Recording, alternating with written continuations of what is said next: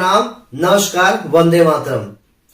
मधुबनी से मैं गजेंद्र प्रसाद, आपका भाई, आज आपके बीच कुछ बातें करने आया हूं, अपने दिल की बातें करने आया हूं, यानी महागुरुदेव संबंधित बातें करने आया हूं, अपना विचार कुछ देने आया हूं। तो मैं अपना विचार दूं उससे पहले जरूरी है कि एक छोटी सी कहानी आप सुन लें, क्योंकि मेरा आधार उसी कहानी पे है और निश्चित रूप से आपको अच्छा लगेगा। हुआ यूं कि एक बच्चा नदी में गिर जाता है पुल पर से। लोग उसे बचाने का प्रयास करते हैं, लेकिन कोई नदी में कूदकर उसको बचाता नहीं है। रास्ते से एक व्यक्ति जाते रहते हैं, उन्होंने देखा कि बच्चा पानी में गिर गया है, नदी में गिर गया है, वो डूबने की स्थिति में है। तो वो कूद गए नदी में और कूदने के बाद उन्होंने उस बच्चे को बचा लिया, किनारे लाने के बाद वो अपना जो तौलिया था उस तौलिया से उसको पोंछ पाछ के फ्रेश किए और उसके बाद वो वहां से जाने लगे। जब कुछ दूर आगे बढ़े तो वो बच्चा आवाज दिया, बच्चा कुछ बड़ा था, उसने आवाज दिया कि अंकल अंकल अंकल रुक जाओ, और वो रुक गए। तो उस बच्चा ने कहा कि ऐसी क्या बात थी कि सभी ने मुझे बचाने का कोई उपक्रम नहीं किया, लेकिन आपने हमें बचा लिया। वो व्यक्ति कुछ देर सोचा और उसका जवाब सुनेंगे ना तो बहुत ही अच्छा लगेगा, और यही जवाब मेरी इस कहानी का सार है। और जो मैं कुछ बताना चाहता हूं उसका मुख्य उद्देश्य वही बात है।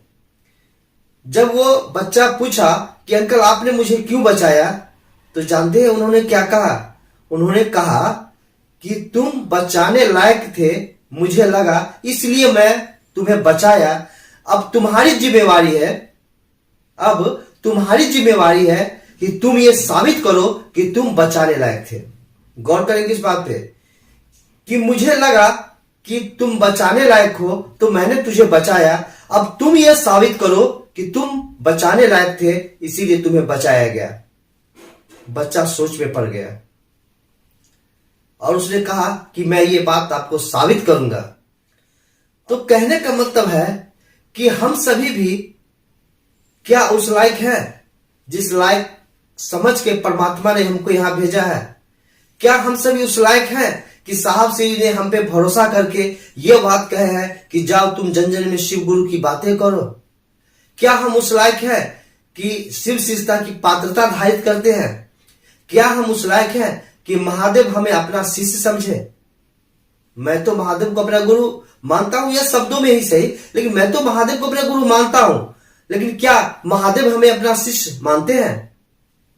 जब ये प्रश्न हम अपने आप से करेंगे ना, ये बात केवल आपको मैं नहीं कह रहा, मैं अपने आप से भी कह रहा हूं। जब ये प्रश्न अपने आप से हम सभी पूछेंगे ना तो लगेगा कि शायद नहीं, क्योंकि साहब श्री का जो निर्देश है उन निर्देश से कहीं ना कहीं हम सभी भटक गए हैं। और भटक गए हैं इस कारण से कि कहीं ना कहीं हमारी अपनी जो स्व इच्छा है वो प्रबल होती दिख रही है, और जब कोई चीज प्रबल होता है ना तो दूसरा चीज थोड़ा सा निर्बल हो जाता है। यानी अपनी विचार, अपनी आवाज, अपने आप को साबित करना प्रबल हो गया है। और इधर जो साहब श्री की बातें हैं, जिस कारण से हम सभी क्षेत्रों में लोगों के नजरों में हीरो बन रहे हैं, लोगों के नजर में अच्छे बन रहे हैं, वो साहब श्री की बातें कहीं ना कहीं कम हो जाती है, जिसका परिणाम है कि शिव शिष्यता का विकास नहीं हो पाता है। लोगों के दिलों में हम सभी शिव गुरु की बातें को नहीं बैठा पाते हैं, नहीं समझा पाते हैं, और इसका परिणाम है कि साहब श्री के निर्देश के अनुसार जैसा होना चाहिए हमारा शिव शिष्य परिवार का साकार रूप वो नहीं हो रहा है। क्योंकि आज फिर से वो महामारी आ गई है जो 2 साल से हम लोगों को परेशान कर रही है, और परेशानी का आलम यह है कि लोग बेरोजगार हो गए हैं, लोग घरों में कैद हो गए हैं, और बहुत ही स्थिति दयनीय लोगों की हो चली है। इसलिए साहब श्री रोक रहे हैं कि हम सभी स्वस्थ रहेंगे तब तो महादेव गुरु को मानेंगे, और महादेव गुरु को मानकर लोगों को जन जन को बताएंगे कि शिव हमारे गुरु है। जब स्वस्थ ही नहीं रहेंगे, जब हम रहेंगे ही नहीं, तो कैसे शिव गुरु की बातें करेंगे? इसलिए साहब श्री बताए हैं कि घर में ही लोगों से बात कर लीजिए, फोन के द्वारा बात कर लीजिए, अभी मंच की चर्चा न करें। लगभग प्रत्येक जिला में 2-4 व्यक्ति ऐसे हो जाएंगे, शायद ही कोई जिला होगा जिस जिला में वैसे व्यक्ति ना होंगे, लेकिन लगभग प्रत्येक जिला में 2-4 व्यक्ति ऐसे हैं जो पैसा कमाने के कारण, अर्थ उपार्जन के कारण या अपने आप को बड़ा साबित करने के कारण मंच पर चर्चा करते हैं और हमारे बहुत से गुरु भाई बहन अज्ञानतावश उस चर्चा में चले जाते हैं और भीड़ इकट्ठी हो जाती है। सोचिए सोचिए कि कहीं एक दो व्यक्ति भी यदि उस तरह का बीमारी से ग्रसित व्यक्ति आ जाए तो क्या परिणाम होगा। 1 से 10 होते हैं, 10 से 100 होते हैं, 100 से 1000 होते हैं, फैलती हुई देर नहीं लगती है।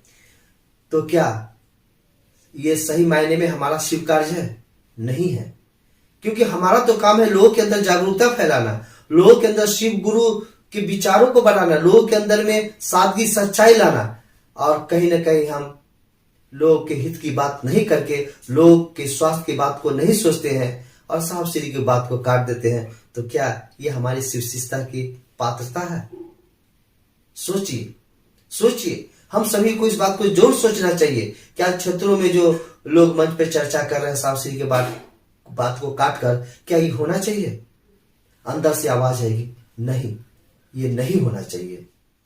तो क्या हमारा और आपका दायित्व नहीं बनता है कि साफ सीधी की बातों को लोगों के समक्ष रखें? जो ऐसा करता है उन्हें प्यार से समझावे कि भैया दीदी आप ऐसा न करें, इससे साफ सीधी की बातों का खंडन होता है। और साफ सीधी तो हमारे स्वास्थ्य के लिए न कर रहे हैं कि हम सभी स्वस्थ रहे, इसके लिए न साफ सीधी कर रहे हैं।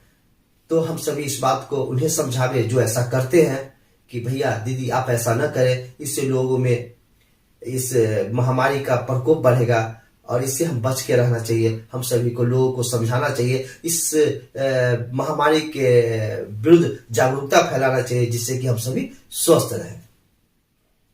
और सोचिए कि ये जो संवाद आया महादेव का, ये किसके द्वारा आया? साहब श्री के द्वारा आया, क्योंकि महादेव ने साहब श्री को चुना है। तो हम सभी को निश्चित रूप से साहब श्री जो कहते हैं उस बात को हम सभी को मानना चाहिए। यदि नहीं मानते हैं तो कहीं ना कहीं परिणाम उतना अच्छा नहीं आएगा।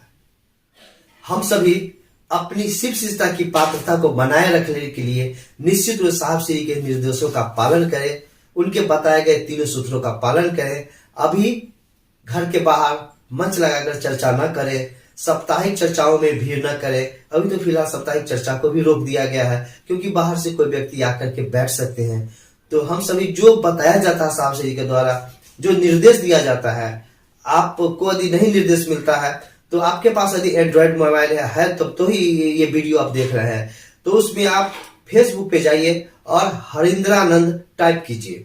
फेसबुक पर जाइए, हरिंद्रानंद टाइप कीजिए और वहां देखिएगा कि जो जो निर्देश होता है सबसे पहले उसी पेज पे आता है, यानी उसी फेसबुक पे आता है जिसका नाम है हरिंद्रानंद।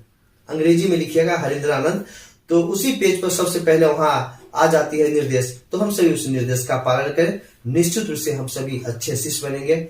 महादेव गुरु भी हमें अपना शिष्य समझेंगे, हमारे अंदर वैसी पात्रता बन जाएगी। तो आइए हम सभी साहब श्री के निर्देशों का पालन करते हुए महागुरु महादेव की दया को अपने अंदर समाहित करते हुए शिव कार्य करें। जैसा साहब श्री कर रहे हैं उस तरह से करें, जब जब उनका जैसा आदेश आता है उसी के अनुसार हम सभी को अपना काम करना है। उस निर्देश में, साहब श्री के निर्देश में अपना दिमाग मत लगावे। अपना दिमाग केवल उतना ही लगाना है हमको शिव कार्य में जितना साहब श्री का निर्देश होता है, उस निर्देश को पालन करने में। तो आप सभी को मेरा प्रणाम। वंदे मातरम।